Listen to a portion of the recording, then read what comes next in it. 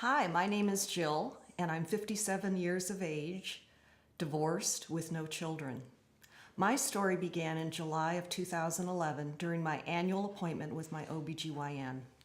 He asked the usual questions, including, had anything new happened since my last annual visit?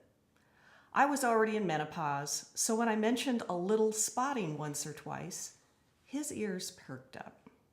He explained that this is not normal and provided options for me to consider to test for the cause of the spotting. I chose to do nothing at the time. After all, only one of the 5 possibilities he mentioned was cancer, and I was sure that the spotting wouldn't happen again. Plus, I'm a stubborn woman who at that time took my health for granted. 6 months later, the spotting was back, so I called my doctor and he scheduled the easiest test, a transvaginal ultrasound of the uterus. My doctor called me at home and said that they had found a uterine polyp. He again asked me what I would like to do next. I look back at that conversation and remember how sure I was that I didn't have cancer. Plus, my doctor didn't insist that I order the next test, so I didn't think it was urgent. I was sure that the cause of the bleeding was because I was under a ton of stress with my job. As soon as I could finish my temporary job, I would relax and the bleeding would stop. I told my doctor that I would think about it and call him back when I was ready to take the next step. Well, as you can imagine, I didn't call him again until I finished the temporary job, 6 months later. By that time, I had lost my appetite. I was taking ibuprofen daily for abdominal pain. I was bloated and bleeding so heavily that my panty liners couldn't keep up. It was finally time to take care of me. Within 2 days after my D&C, my OBGYN called me to come into his office as soon as possible. He told me in person that I had uterine cancer and I needed a hysterectomy.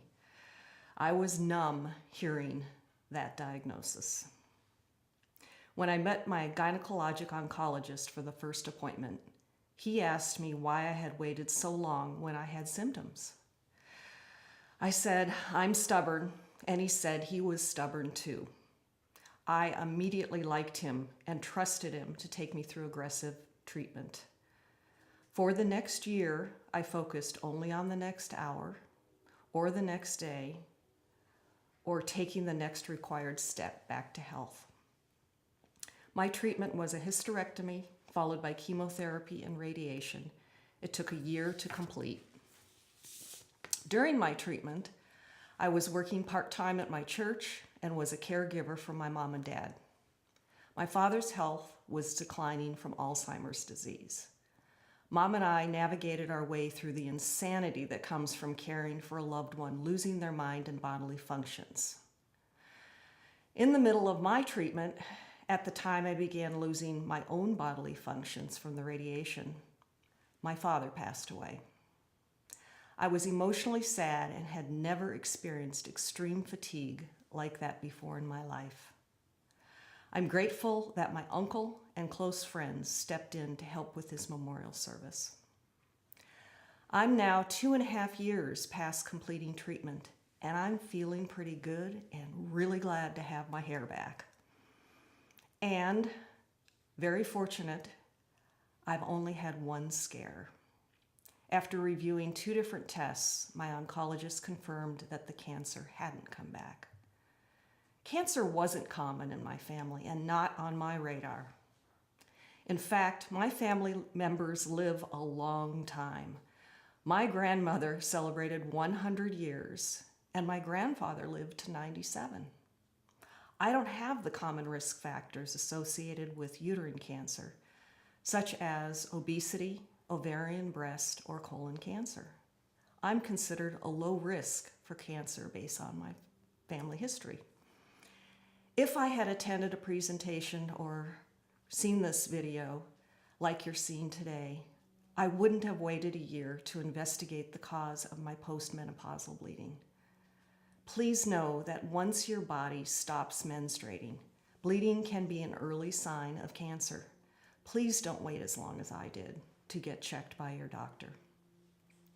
What I've also learned from the past few years is what's important and what's not. I'm grateful for my church family who cared for me with prayers, delivered meals to my home, and provided drivers to appointments. Belonging to a GYN cancer support group has also helped me understand what happens after treatment, and I have many loving women to learn from as I adjust to living with the changes after surviving stage 3 uterine cancer. Thank you for listening to my journey, and I hope you will share what you've learned with others.